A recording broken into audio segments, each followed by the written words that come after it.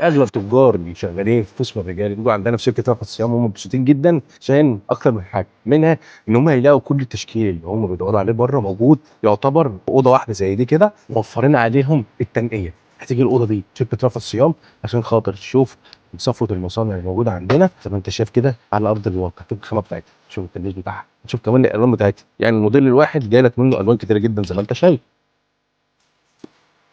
ما عجبكش المصنع ده؟ المصنع هتلاقيه كتير.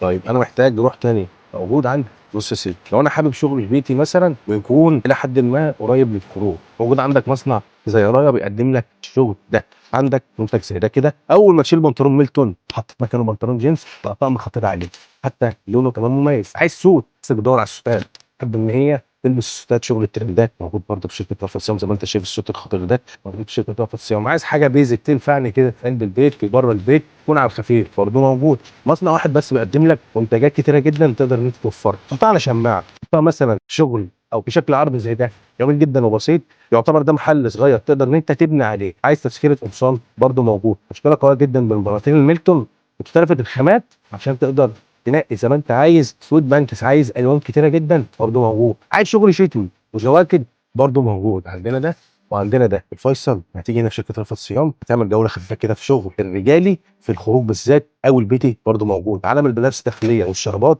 برضه موجود. هعمل لك فيديو لوحده منفصل.